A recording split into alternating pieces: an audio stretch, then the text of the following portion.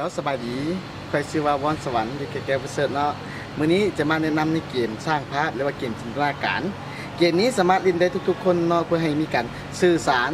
และมีความสามัคคีอยู่ในทีมและฝึกทักษะในตัวเองไปเลยเกมตัวนี้จะใช้ประมาณ4หรือ5นาทีก่อนอื่นหมดพวกเราจะให้ผู้ฝึกแบ่งกลุ่มหนึ่งประมาณ5หรือ6คนเนาะเพื่อในเฮ็ดกิจกรรมตัวนี้เนาะผู้นำพาต้องให้หัวข้อแต่ละกลุ่มจะเฮ็ดหยังตัวอย่างมี3กลุ่มนะกลุ่มที่1ให้เฮ็ดคนขี่รถจักรกลุ่มที่2ให้เฮ็ดหมวก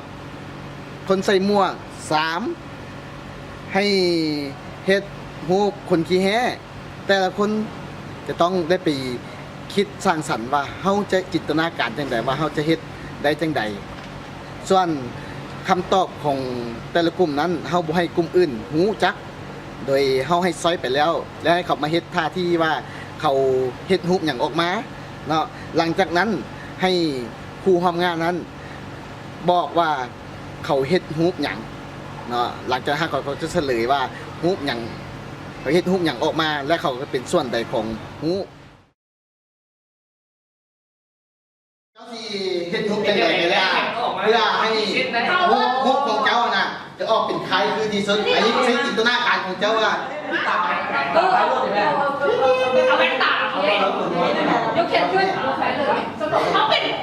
หมดเท้าผมไม่เป็นรุ่นเลยว้าวนั่นก็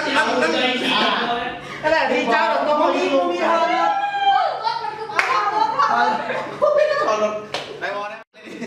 ลูกมันเต็มแห้งผ่านคนนี้นะผ่านเวลาเรียน1 นาทีลูกคนนี้มันลุกหน้ากระจกหน้าขึ้นอันนี้มันแนวหันคางแนวหันคางนี่เป็นหมวกกันน็อกคนน้อยหมวกกันน็อกอันนี้เป็นกระจกเอามีว่างไว้ดีเนาะคนไว้ต้องเป็นคนไว้คนนึงยกแขนเจ้ายกแขน ตัวเครื่องยกแขนได้แต่ละโมงเป็นการยกเป็นโมจะว่าเอามือสิน้ำเป็นจริงแน่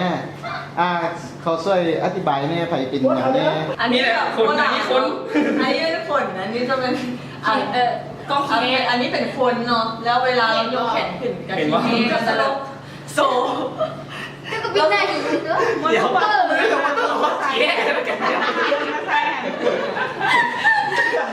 เจ้าหลังจากเลิกเกมแล้วเนาะเขาได้มานั่ง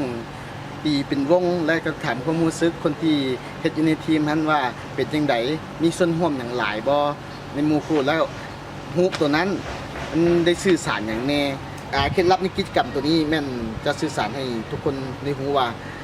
เฮาสร้างความเป็นทีมส่วนหลายเกมนี้จะเป็นเกมบันเทิงเนาะและมีความเฮฮาอยากให้หมู่ๆคู่ๆสามารถเอาเกมนี้ไปเล่นในเฮ็ดกิจกรรมหรือว่าประดิษฐ์ใส่ทุกๆอย่างเลยเนาะในกิจกรรมที่เจ้าไปเทรนนิ่งอยากให้ครูฝึกมีความเอนจอยเนาะสามารถเอาเกมนี้ไปได้ขอขอบใจ